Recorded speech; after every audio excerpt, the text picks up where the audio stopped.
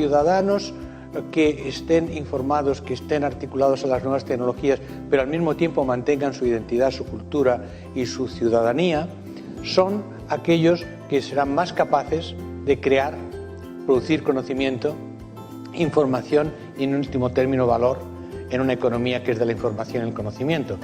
Bueno, yo la verdad discutiría el concepto de sociedad virtual, sociedad real. Creo que la virtualidad en la que vivimos es una de las dimensiones fundamentales de nuestra realidad.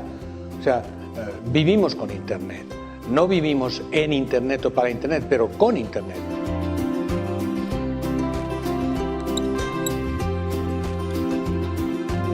We're in a moment of time in which our society is undergoing profound and prolonged change. Technological change, cultural change, economic change, political change, and education has to prepare kids not for the world that was, but the world that will be.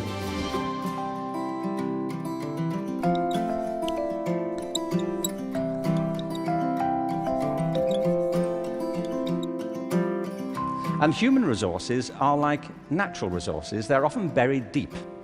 You have to go looking for them. They're not just lying around on the surface. You have to create the circumstances where they show themselves. And you might imagine education would be the way that happens, but too often it's not. Every education system in the world is being reformed at the moment, and it's not enough. What we need, and the word's been used many times during the course of the past few days, is not evolution, but a revolution in education. This has to be transformed into something else. And the reason so many people are opting out of education is because it doesn't feed their spirit. It doesn't feed their energy or their passion. So I think we have to change metaphors. We have to go from what is essentially an industrial model of education, a manufacturing model, which is based on linearity and conformity and batching people. We have to move to a model that is based more on principles of agriculture. We have to recognize that human flourishing is not a mechanical process, it's an organic process. And you cannot predict the outcome of human development. All you can do is, like a farmer, is create the conditions under which they will begin to flourish. So when we look at reforming education and transforming it, it isn't like cloning a system. Now, in this room, there are people who represent extraordinary resources in business, in multimedia, in the internet. These technologies, combined with extraordinary talents of teachers, provide an opportunity to revolutionize education. One of the important aspects of the learning process that students need to learn is that it's social, it's connected, it's networked. It doesn't send the right message to students if we say, learn in social, connected ways, but I'll teach you in one way. So the importance of teaching together is that it gives students a multidimensional experience of knowledge. It teaches students the importance of being connected and collaborating with others in activities that we're involved in. What's different today, I think, is that the knowledge pieces are fragmenting more rapidly, and there's more fragments than there used to be.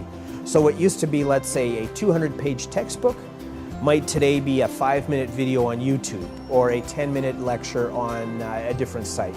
So the knowledge pieces are smaller now than they perhaps were in the past. But the interesting thing is, once your knowledge pieces become smaller, there are more configurations available.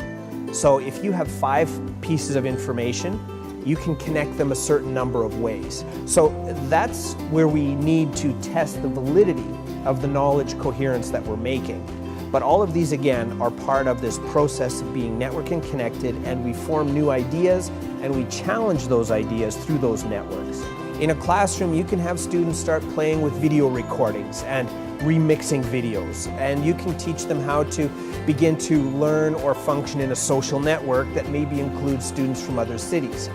Now, none of these things mean you have to change your curriculum yet. These are all systems that allow you to change the teaching and learning process.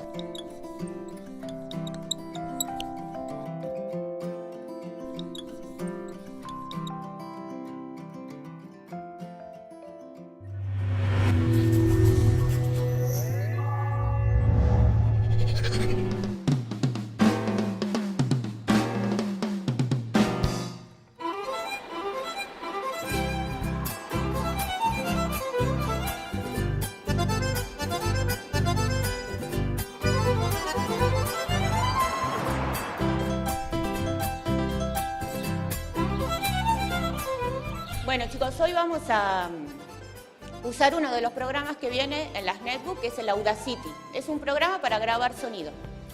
Lo que les pido es esto, que ustedes se imaginen a un científico. Ese científico tiene que estar haciendo una investigación.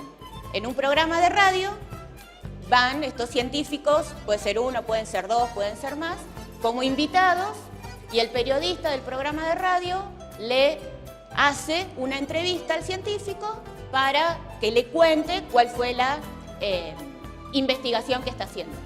Se reparten los roles, quién va a ser el científico, la científica, quién va a ser el periodista, la periodista, los locutores, los que presenten, si va a haber propaganda. Es un programa de radio, como ustedes se lo imaginen, va a estar bien. ¿Sí? Y lo único que tienen obligación es de hablar todos. No puede haber ninguno que no hable. Todos tienen que participar diciendo algo. Me llamo Fernanda Planel y en el colegio de Payogasta, donde estamos ahora, enseño filosofía. Vos tenés que empezar hablando. Lo que pasa en Payogasta, que es un pueblo muy chiquito y la mayoría de los chicos que vienen al colegio vienen de parajes que son más chicos todavía. Y bueno, a veces en esta zona cuesta que hablen y si lo tienen que hacer frente al curso, a lo mejor no lo hacen. Profe, ¿podemos salir a hacer la tarea afuera? Sí, búsquense un lugar donde no haya mucho ruido alrededor, no estén los otros molestando. Tenemos que inventar algún nombre de... Viste que por lo general las bacterias tienen nombre raro. Y tenemos que inventar algún nombre raro. Ya, pero comenzando con cerebro, cerebiti, algo así. Cerebro coco. Queda hueco. Está bueno. Entonces los chicos lo que hacían era grabarse con la netbook, se grababan y después hicimos un primer intento de edición para que saliera más o menos el programa. Buenos días, estamos nuevamente al aire. Esto es De Todo Un Poco. Hoy el tema a tratar es ciencia. Es por eso que tenemos en nuestros estudios a dos grandes científicas que vinieron desde la Argentina para hablar sobre una enfermedad que la denominamos cerebrococo, el cual lamentablemente ha dejado la primera experiencia que hacemos, así que falta todavía. Después faltaron un montón de cosas que no pudimos usar todavía del programa, pero como primera experiencia estuvo interesante. Los chicos hablaron, se animaron todos, pudieron hablar, así que escuchamos todas las voces, estuvo interesante esa parte. Hola, me llamo Susan Yuso, soy de Argentina y muy contenta de llegar acá a este estudio a dar a conocer esta nueva enfermedad. Hola, yo soy Cristal de Boca, vengo de Argentina Capital. También tenemos en nuestros estudios la sorpresiva visita de dos periodistas. Nosotros cuando estamos frente a la computadora sí se me hace como un poco más privado, da más libertad de hablar entre nosotros que frente de toda la clase. Nos ayudó mucho para poder desarrollarnos a nuestro lenguaje, poder sabernos expresar. Fue algo medio gracioso, pero dentro de todo muy interesante para nosotros poder desarrollarnos. Ya no sé, nos acabó el tiempo, así que me despido. Como siempre, mi nombre es Janet Jackson. Nos vemos en otra programación con otro tema a analizar. Muchas gracias, nos volveremos a ver. Hasta mañana.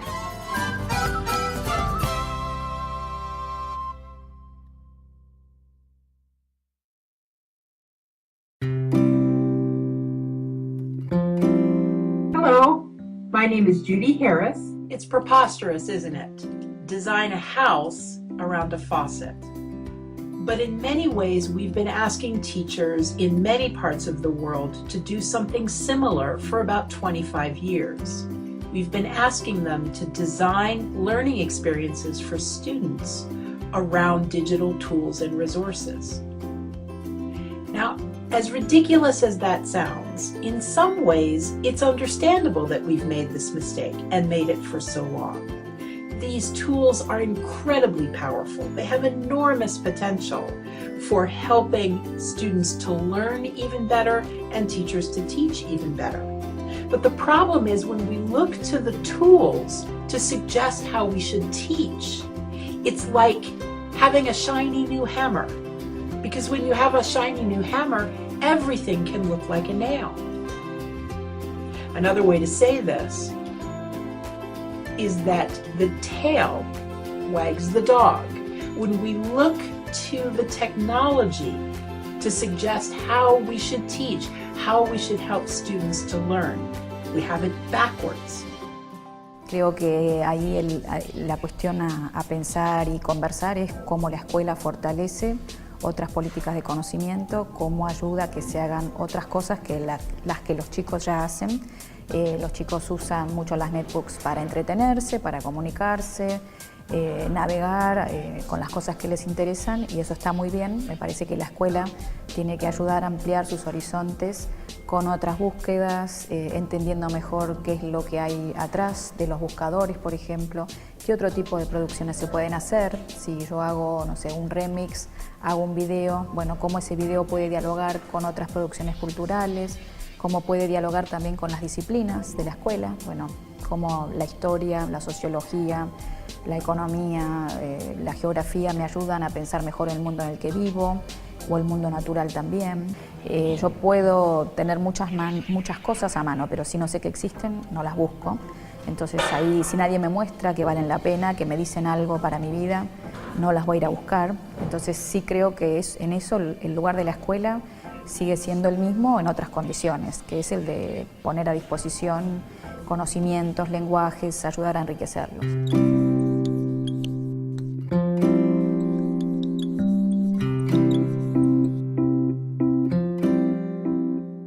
Traditionally think about the distinction between formal and informal education, what happens in schools and what happens other places.